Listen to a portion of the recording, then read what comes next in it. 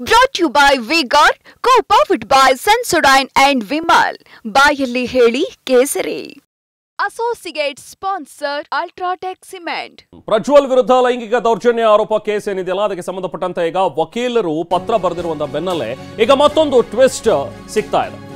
ಪ್ರಜ್ವಲ್ ವಿರುದ್ಧದ ಲೈಂಗಿಕ ದೌರ್ಜನ್ಯ ಆರೋಪದ ಕೇಸ್ ಈಗ ಯಾವಾಗ ವಿಚಾರಣೆಗೆ ಹಾಜರಾಗ್ತಾರೆ ಅನ್ನುವಂಥದ್ದು ಇವಾಗಿರುವಂತಹ ಪ್ರಶ್ನೆ.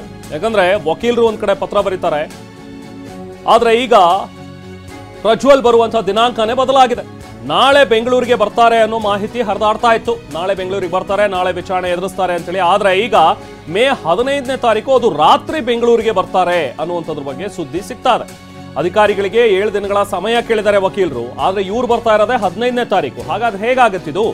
7 ದಿನಗಳ ಸಮಯ ನೀಡುವಂತೆ ವಕೀಲರು ಒಂದು ಪತ್ರವನ್ನು ಬರೀತಾರೆ. ಆದ್ರೆ ಇಲ್ಲಿ ನೋಡಿದ್ರೆ ಇನ್ನ 14 ದಿನಗಳ ಕಾಲ ಅಂತೂ ಬರ್ತಾ ಇಲ್ಲ. ಈಗ ಪ್ರಜ್ವಲ್ ಬರೋದೇ 15ನೇ ತಾರೀಕು ರಾತ್ರಿ ಅಂತ. ಹಾಗಾಗಿ ಈಗ ಪ್ರಜ್ವಲ್ನ ನಡೆ ಕೂಡ ತುಂಬಾ ಕುತೂಹಲವನ್ನ ಮೂಡಿಸ್ತಾ ಇದೆ. ಒಂದ್ ಕಡೆ ವಕೀಲರು ಈಗಾಗಲೇ ಕಾಲಾವಕಾಶಕ್ಕೆ ಮನವಿಯನ್ನ ಮಾಡಿದ್ದಾರೆ. ಇನ್ನೂ ಒಂದ್ ಸ್ವಲ್ಪ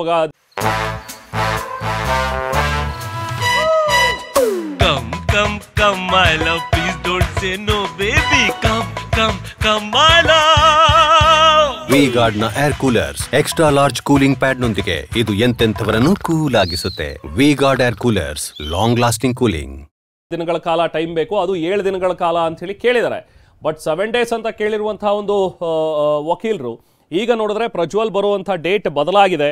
ಮೇ 15ನೇ ತಾರೀಕು ರಾತ್ರಿ ಬರ್ತಾರೆ ಅಂತ ಹೇಳ್ತಾ ಇದ್ದಾರೆ. ಹಾಗಾಗಿ ಇದನ್ನ ಮತ್ತಷ್ಟು ದಿನಗಳ ಕಾಲ ಇದನ್ನ ಮುಂದೂಡುವಂತಹ ಒಂದು ಪ್ರಯತ್ನ, ಹೇಗಾದರೂ ಮಾಡಿ ಇನ್ನಷ್ಟು ದೂಡೋಣ ಅನ್ನುವಂಥದ್ರ ಬಗ್ಗೆ ಏನಾದರೂ ಇವರು ಚಿಂತನೆ ನಡೆಸಿದಾರ, ಟೈಮ್ ತಗೊಳ್ಳೋಣ, ಇನ್ನೂ ಟೈಮ್ ತಗೊಳ್ಳೋಣ ಅನ್ನುವಂಥದ್ರ ಬಗ್ಗೆ ಆಲೋಚನೆಗಳು ನಡೀತಾ ಇದೆಯಾ ಅಂತೇಳಿ. ನೋಡಿ, ಪ್ರಜ್ವಲ್ ರೇವಣ್ಣ ಪರ ಅರುಣ್ ನೆನ್ನೆ ಮಾತನಾಡ್ತಾ ಹೇಳಿದ್ರು, ಬರ್ತಾರೆ ಆದರೆ ಅವರು ವಿದೇಶದಲ್ಲಿರೋದ್ರಿಂದಾಗಿ ವಿಚಾರಣೆಗೆ ಹಾಜರಾಗೋದಕ್ಕೆ ಸಾಧ್ಯ ಆಗಿಲ್ಲ. ಯಾಕಂದರೆ ನಿನ್ನೆನೇ ಹಾಜರಾಗಬೇಕಾಗಿತ್ತು SIT ಕೊಟ್ಟಿದ್ದಂಥ ನೋಟಿಸ್ ಪ್ರಕಾರ.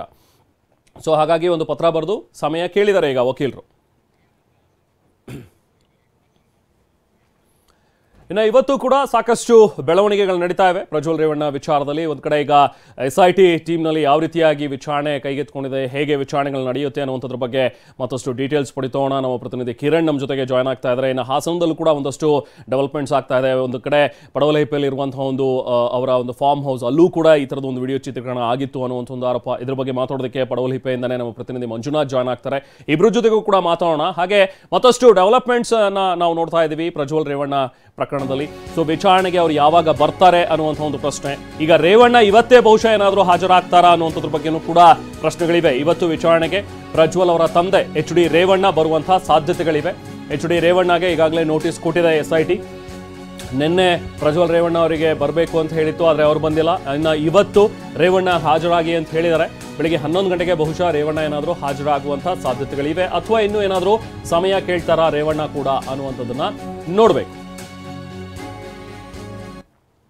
ಒಟ್ಟಿನಲ್ಲಿ SIT ಈಗಾಗಲೇ ತನಿಖೆಯನ್ನು ಚುರುಕುಗೊಳಿಸಿದೆ. ಒಂದು ಕಡೆ ಈಗ ಯಾರು ಆರೋಪಿಗಳಿದ್ದಾರೆ, A1 HD ರೇವಣ್ಣ ಇದ್ದಾರೆ, A2 ಪ್ರಜ್ವಲ್ ರೇವಣ್ಣ ಇದ್ದಾರೆ. ಇಬ್ಬರಿಗೂ ಕೂಡ ನೋಟಿಸ್ ಕೊಟ್ಟಿದ್ದಾರೆ. ಮೊದಲು ವಿಚಾರಣೆಯನ್ನು ಇವರು ಎದುರಿಸಬೇಕಾಗತ್ತೆ. ಅದರಂತೆ ಈಗ ನಿನ್ನೆ ಬರಬೇಕಿತ್ತು ಪ್ರಜ್ವಲ್ ರೇವಣ್ಣ, ಬಟ್ ವಿದೇಶದಲ್ಲಿರೋದ್ರಿಂದಾಗಿ ಪ್ರಜ್ವಲ್ ರೇವಣ್ಣ ಹಾಜರಾಗಿಲ್ಲ. ಇನ್ನು A1 ಆರೋಪಿಯಾಗಿರುವಂತಹ HD ರೇವಣ್ಣ ಇವತ್ತು ಬರಬೇಕು, ಇವತ್ತು ಹಾಜರಾಗಬೇಕಾಗಿದೆ. ಆದರೆ ಅವರೇನಾದರೂ ಟೈಮ್ ಕೇಳ್ತಾರಾ, ಇನ್ನಷ್ಟು ಏನಾದರೂ ಸಮಯಾವಕಾಶವನ್ನು ಕೇಳಿ ನೆಕ್ಸ್ಟ್ ಹಾಜರಾಗ್ತೀನಿ ಅಂತ ಹೇಳ್ತಾರಾ, ಅಥವಾ ಇವತ್ತೇ ಅವರು ವಿಚಾರಣೆಗೆ ಬರ್ತಾರಾ ಅನ್ನುವಂಥದ್ದನ್ನ ನೋಡಬೇಕು. ಹಾಗೆ ಈಗ ಪ್ರಜ್ವಲ್ ವಿರುದ್ಧದ ಲೈಂಗಿಕ ದೌರ್ಜನ್ಯ ಹಗರಣ ಕೇಸ್ ಏನಿದೆಯಲ್ಲ, ಅದಕ್ಕೆ ಈಗ SIT ಮಾಹಿತಿ ನೀಡೋದಕ್ಕೆ ಸಂತ್ರಸ್ತೆಯರು ಹಿಂದೇಟ್ ಹಾಕ್ತಾ ಇದ್ದಾರೆ ಅನ್ನುವಂಥ ಒಂದು ಅಂಶ ಕೂಡ ಬಯಲಾಗ್ತಾ ಇದೆ.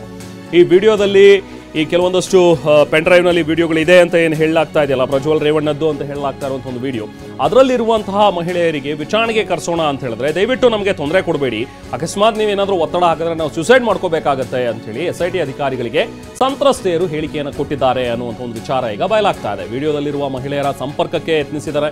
ಒಂದಷ್ಟು ಜನರನ್ನ ವಿಚಾರಣೆಗೆ ಬನ್ನಿ, ಅಥವಾ ನಾವೇ ಬರ್ತೀವಿ ನಿಮ್ಮ ಹತ್ರಕ್ಕೆ ಇದ್ರ ಬಗ್ಗೆ ಮಾತಾಡಬೇಕು ಅಂತ ಹೇಳಿದ್ರು ಕೂಡ ದಯವಿಟ್ಟು ನಮ್ಮ ಹತ್ರ ಏನೂ ಮಾತೇ ಆಡಬೇಡಿ, ನಮ್ಮನ್ನ ಏನೂ ಕೂಡ ಕೇಳಬೇಡಿ, ನಾವೇನೂ ಹೇಳೋದಿಲ್ಲ, ನಾವು ಯಾವತ್ತು ದೂರೂ ಕೂಡ ಕೊಟ್ಟಿಲ್ಲ, ನಾವು ಇದ್ರ ಬಗ್ಗೆ ದಯವಿಟ್ಟು ನಮ್ಮ ಪಾಡಿಗೆ ನಮ್ಮನ್ನು ಬಿಟ್ಬಿಡಿ ಅಂತ ಹೇಳಿ ಸಂತ್ರಸ್ತೆಯರು ಹೇಳ್ತಾ ಇದ್ದಾರೆ ಅನ್ನೋ ಒಂದು ವಿಚಾರ ಸಹಜ ಕೂಡ. ಯಾಕಂದ್ರೆ ವಿಡಿಯೋಗಳೇನು ಹರಿದಾಡ್ತಾ ಇವೆ ಸಾಮಾಜಿಕ ಜಾಲತಾಣಗಳಲ್ಲೂ ಕೂಡ ಸಾಕಷ್ಟು ಆ ವಿಡಿಯೋಗಳು ಹರಿದಾಡ್ತಾ ಇದ್ವು. ಅದರಲ್ಲಿ ಆ ಮಹಿಳೆಯರ ಫೇಸಸ್ಸನ್ನು ಕೂಡ ಬ್ಲರ್ ಮಾಡದಲ್ಲೇ ಕಿರಾತಕರು ಆ ವಿಡಿಯೋಗಳನ್ನು ರಿಲೀಸ್ ಮಾಡಿದ್ರು. ಸಹಜವಾಗಿಯೇ ಮುಜುಗರಕ್ಕೆ ಒಳಗಾಗಿದ್ದಾರೆ ಮಹಿಳೆಯರು, ತೊಂದರೆ ಆಗ್ತಾ ಇದೆ ನಮಗೆ ಅನ್ನುವಂಥದ್ದನ್ನ ಹೇಳ್ತಾ ಇದ್ದಾರೆ. ಈಗ SIT ಮೇಲೆ ಬಂದು ನಮ್ಮನ್ನು ವಿಚಾರಣೆ ನಡೆಸಿದ್ರೆ ಮತ್ತೇನಾದರೂ ಇದು ಕಂಪ್ಲೇಂಟು ಅದು ಇದು ಅಂತ ಹೇಳಿ ಆದರೆ ನಾವೇನಾದರೂ ದೂರು ಕೊಟ್ಟು ಮತ್ತೆ ಮುಂದೆ ಆದರೆ ಮತ್ತಷ್ಟು ತೊಂದರೆ ನಮಗಾಗತ್ತೆ. ಸೊ ಹಾಗಾಗಿ ದಯವಿಟ್ಟು ನಮ್ಮ ಪಾರ್ಟಿಗೆ ನಮ್ಮನ್ನು ಬಿಟ್ಬಿಡಿ, ಈಗಾಗಿರೋವಂಥ ನೋವೇ ಸಾಕಾಗಿದೆ ನಮಗೆ, ಈಗಾಗಲೇ ನಾವು ನೊಂದಿದ್ದೀವಿ, ದಯವಿಟ್ಟು ನಮ್ಮನ್ನು ಮತ್ತೆ ತೊಂದರೆ ಕೊಡಬೇಡಿ ಅಂತ ಹೇಳಿ ಸಂತ್ರಸ್ತ ಮಹಿಳೆಯರು ಕೂಡ SIT ಅವರನ್ನ ಕೇಳ್ಕೊತಾ ಇದ್ದಾರೆ ಅನ್ನುವಂಥ ಒಂದು ವಿಚಾರ ಕೂಡ ಈಗ ಬಯಲಾಗ್ತಾ ಇದೆ. ಸೊ ಹಾಗಾದ್ರೆ ಬನ್ನಿ ಎಲ್ಲ ವಿಚಾರವಾಗಿ ನಾವು ಮಾತಾಡ್ತಾ ಹೋಗೋಣ. ನಾವು ಪ್ರತಿನಿಧಿ ಕಿರಣ್ ಕೂಡ ಜಾಯ್ನ್ ಆಗಿದ್ದಾರೆ, ಹಾಗೆ ಪ್ರಸನ್ನ ಕೂಡ ಜಾಯ್ನ್ ಆಗ್ತಾ ಇದ್ದಾರೆ ನಮ್ಮ ಜೊತೆಗೆ. ಈಗ ಕಾಂಗ್ರೆಸ್ನ ಒಂದು ಆಂಗಲ್, ಕಾಂಗ್ರೆಸ್ ಹೇಗೆ ಇದರ ಒಂದು ಲಾಭವನ್ನು ಪಡ್ಕೋಬಹುದು ರಾಜಕೀಯವಾಗಿ ಅನ್ನುವಂಥದ್ದು ಬಗ್ಗೆನೂ ಕೂಡ ಮಾತಾಡ್ತಾ ಹೋಗೋಣ. ಮೊದಲಿಗೆ ಕಿರಣ್, ಈಗ SIT ನಡೆಸ್ತಾ ಇರುವಂತಹ ಒಂದು ವಿಚಾರಣೆ, ಸೊ ಎರಡು ವಿಚಾರಗಳು. ಈಗ ಒಂದು ಪ್ರಜ್ವಲ್ ರೇವಣ್ಣ ಯಾವಾಗ ಬರ್ತಾರೆ ಅಥವಾ ರೇವಣ್ಣ ಇವತ್ತೇ ಹಾಜರಾಗ್ತಾರಾ ಅನ್ನುವಂಥದ್ದು ಒಂದು ವಿಚಾರ. ಇನ್ನೊಂದು ಅಂತ ಹೇಳಿದ್ರೆ SIT ಮುಂದೆ ಬರೋದಕ್ಕೂ ಕೂಡ ಹೆಣ್ಮಕ್ಳು ಹಿಂಜರಿತಾ ಇದ್ದಾರೆ. ಅದರಲ್ಲಿ ಇರುವಂತಹ ಸಂತ್ರಸ್ತೆಯರು ನಮ್ಮ ಪಾಡಿಗೆ ಬಿಟ್ಬಿಡಿ, ದಯವಿಟ್ಟು ನಮಗೆ ತೊಂದರೆ ಕೊಡಬೇಡಿ ಅಂತ ಹೇಳ್ತಾ ಇದ್ದಾರೆ ಅನ್ನುವಂಥ ಒಂದು ವಿಚಾರ. ಬಹುಶಃ ಸಹಜವಾಗಿ ಕೂಡ ಅವ್ರಿಗೂ ಮುಜುಗರ ಆಗಿದೆ, ತೊಂದರೆ ಆಗಿರುತ್ತೆ. ಕಿರಣ್, ಸೊ ಹೇಗೆ ಈಗ ತನಿಖೆ ಸಾಗ್ತಾ ಇದೆ? ಇದು ಒಂದಷ್ಟು ತೊಂದರೆ ಆಗ್ಬೋದಾ, ತೊಡಕಾಗ್ಬೋದಾ SITಗೆ? ರೆಹಮಾನ್, ಖಂಡಿತ SIT ಏನು ತನಿಖೆ ಮಾಡ್ತಾ ಇದೆ, ಕೆಲವೊಂದು ಕಡೆ ಸರಿಯಾಗಿ ಸ್ಪಂದನೆ ಕೂಡ, ಅಂದರೆ ಕೆಲ ಅಧಿಕಾರಿಗಳು ಚುರುಕಿನಿಂದ ಈ ಒಂದು ಕಾರ್ಯಾಚರಣೆಯನ್ನು ಮಾಡ್ತಾ ಇದ್ದಾರೆ. ಮುಖ್ಯವಾಗಿ ಫಸ್ಟು ಪ್ರಜ್ವಲ್ ರೇವಣ್ಣಗೆ ನಿನ್ನೆ ಒಂದು ವಿಚಾರಣೆಗೆ ಹಾಜರಾಗಬೇಕು ಅಂತ ತಿಳಿಸಿದ್ರು, ಆದರೆ ಅವರ ಪರ ವಕೀಲರು ಬಂದು 7 ದಿನ ಟೈಮನ್ನು ತೊಗೊಂಡಿದ್ರು. ಮತ್ತು ಈಗ ಸಿಕ್ಕಿರುವಂಥ ಮಾಹಿತಿ ಪ್ರಕಾರ ಅವರು 15ನೇ ತಾರೀಕು ವಿದೇಶದಿಂದ ಬೆಂಗಳೂರಿಗೆ ಬರ್ತಾ ಇದ್ದಾರೆ ಅನ್ನೋದು ಒಂದು ವಿಚಾರ. ಇನ್ನು ಮಾಜಿ ಸಚಿವ ಆಗಿದ್ದಂಥ HD ರೇವಣ್ಣವ್ರಿಗೂ ಕೂಡ ಈಗ ಸಂಬಂಧಪಟ್ಟಂತೆ ಅವ್ರಿಗೂ ಇವತ್ತು ನೋಟಿಸನ್ನು ಕೊಟ್ಟಿದ್ದಾರೆ. ಅವರು ಕೂಡ ಇವತ್ತು ವಿಚಾರಣೆಗೆ ಹಾಜರಾಗಬೇಕು. ಅವರು ನೇರವಾಗಿ ಅವರು ಅಟೆಂಡ್ ಆಗ್ತಾರೋ ಅಥವಾ ಮತ್ತೆ ವಕೀಲರ ಮೂಲಕ ಕಳಿಸಿ ಒಂದಷ್ಟು ಕಾಲಾವಕಾಶ ತಗೋತಾರೋ ಅನ್ನೋದು ನೋಡಬೇಕಾಯಿತು. ಇದು ಇದಲ್ಲದೆ ಕೂಡ ಕೆಲವೊಂದು ನಾನು ನೆನ್ನೆನೇ ಹೇಳ್ದಂಗೆ ಈ ಒಂದು SIT 3 ತಂಡಗಳನ್ನಾಗಿ ಮಾಡಿಕೊಂಡು ಬೇರೆ ಬೇರೆ ಅಂದರೆ ಒಂದು ಈಗಾಗಲೇ ಕಂಪ್ಲೇಂಟ್ ಕೊಟ್ಟಿರೋ ಪ್ರಕರಣವನ್ನು ಒಂದು ಕಡೆ ಒಂದು ತನಿಖೆಯನ್ನು ಮಾಡುವಂಥದ್ದು ಒಂದು ತಂಡ, ಮತ್ತೊಂದು ಕಡೆ ಏನು ವಿಡಿಯೋದಲ್ಲಿ ಅಂದರೆ ಹೊರಗಡೆ ಬಂದಿದೆ, ಸೋಷಿಯಲ್ ಮೀಡಿಯಾದಲ್ಲಿರ್ಬೋದು, ಹೊರಗಡೆ ಬಂದಿರುವಂಥಷ್ಟು ವಿಡಿಯೋದಲ್ಲಿ ಯಾರ್ಯಾರಿದ್ದಾರೆ ಏನು ಅವ್ರನ್ನ ಹೇಳಿಕೆಗಳನ್ನ ತಗೊಳ್ಳೋಕ್ಕೆ ಕೂಡ ಒಂದು ಟೀಮ್ ಈಗಾಗಲೇ ಹೋಗಿದೆ. ಅಲ್ಲೂ ಕೂಡ ಸರಿಯಾಗಿ ರೆಸ್ಪಾನ್ಸ್ ಸಿಗ್ತಾ ಇಲ್ಲ ಅನ್ನೋ ಒಂದು ಮಾತನ್ನು ಈಗಾಗಲೇ ಒಂದಷ್ಟು ವಿಚಾರಗಳು ಹೊರಗಡೆ ಬಂದಿದೆ. ಇದಲ್ಲದೆ ಇನ್ನು ಉಳಿದಂತೆ ಪ್ರಮುಖವಾಗಿ ಆ ಕಾರ್ತಿಕ್ ಅಂತ ಏನು ಡ್ರೈವರ್, ಇದು ಸಂಬಂಧಪಟ್ಟಂಗೆ ಫಸ್ಟ್ ಅವನ ಹತ್ರ ಈ ಒಂದು ಪೆನ್ ಡ್ರೈವ್ ಇತ್ತು ಅಂತ ಏನು ಹೇಳುತ್ತೆ, ಆತನು ಕೂಡ ಈಗಾಗಲೇ ನೋಟಿಸನ್ನು ಕೊಟ್ಟಿರೋ, ಆತನು ಕೂಡ ಈಗ ದೇಶದಲ್ಲಿಲ್ಲ, ಅವನು ಕೂಡ ವಿದೇಶಕ್ಕೆ ಹೋಗಿದ್ದಾನೆ, 4-4 ದಿನ ಆಗಿದೆ ಅನ್ನೋ ಒಂದು ವಿಚಾರ ಕೂಡ ಈಗ ಹೊರಗಡೆ ಬರ್ತಾ ಇದೆ.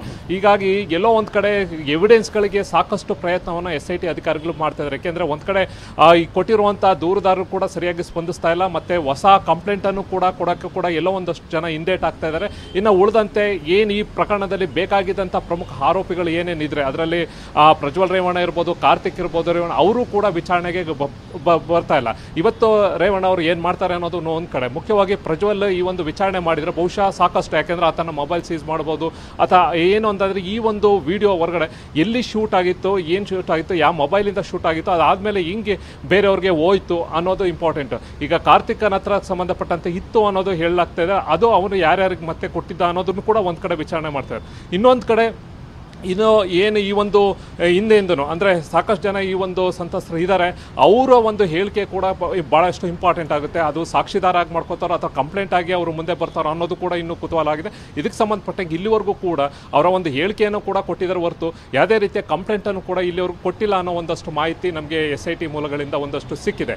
ಆದರೆ ಪೊಲೀಸರು ಮಾತ್ರ ಇದಕ್ಕೆ ಸಂಬಂಧಪಟ್ಟ SIT ಅಧಿಕಾರಿಗಳು ಈಗಾಗಲೇ ಸ್ಥಳ ಮಾಜಾರಕ್ಕಿರ್ಬೋದು, ಈಗಾಗಲೇ ಕೊಟ್ಟಿರುವಂಥ ಕಂಪ್ಲೇಂಟ್ ಹೊಳೆನರಸೀಪುರದಲ್ಲಿ ಕೊಟ್ಟಂಥ ದೂರದಾರ ಅವರ ಒಂದು ಹೇಳಿಕೆ ಇರ್ಬೋದು, ಮತ್ತು ಅವರ ಮ್ಯಾಜಿಸ್ಟ್ರೇಟ್ ಮುಂದೆ 164 ಸ್ಟೇಟ್ಮೆಂಟ್ ಮಾಡಿಸೋಕ್ಕೆ ಎಲ್ಲ ರೀತಿಯ ತಯಾರಿ ಕೂಡ ಒಂದು ಕಡೆ ಮಾಡ್ತಾ ಇದ್ದಾರೆ ಅನ್ನೋ ಒಂದು ವಿಚಾರ ಕೂಡ ಬಂದಿದೆ. ಈಗ ಇನ್ನೂ ಉಳಿದಂತೆ ಈಗ ಇರುವಂಥ ಏನು ಸಾಕ್ಷ್ಯಾಧಾರಗಳು ಏನೇನಿದೆ, ಯಾಕೆಂದರೆ ಒಂದು ಕಡೆ ಪೆನ್ ಡ್ರೈವ್ ಹೇಗೆ ಬಂತು, ಇದು ಹೆಂಗೆ ಡಿಸ್ಟ್ರಿಬ್ಯೂಷನ್ ಆಯಿತು, ಅದರಲ್ಲೂ ಕೂಡ ಇನ್ ಡೆಪ್ತ್ ಆಗಿ ಈಗಾಗಲೇ ತನಿಖೆಯನ್ನು SIT ಅಧಿಕಾರಿಗಳು ಮಾಡ್ತಾ ಇದ್ದಾರೆ. ಇದು ಸಂಬಂಧಪಟ್ಟ ಸೈಮೆಂಟೇನಿಯಸ್ ಆಗಲಿ ಕೂಡ ಅಕ್ಯೂಸ್ಗಳನ್ನೂ ಕೂಡ ವಿಚಾರಣೆ ಮಾಡಿದಾಗ ಸಾಕಷ್ಟು ಮಾಹಿತಿ ಸಿಗಬಹುದಾಗಿದೆ. Rehman, okay, hold Kiran. ಹಾಗೆ ಮಂಜುನಾಥ್ ಮತ್ತೆ ಪ್ರಸನ್ನ ಮಾತಾಡ್ತೇನೆ ನಿಮ್ಮ ಜೊತೆಗೆ. Brought to you by V-Guard, co-powered by Sensodyne and Vimal. ಬಾಯಲ್ಲಿ ಹೇಳಿ ಕೇಸರಿ. Associate sponsor Ultratech Cement.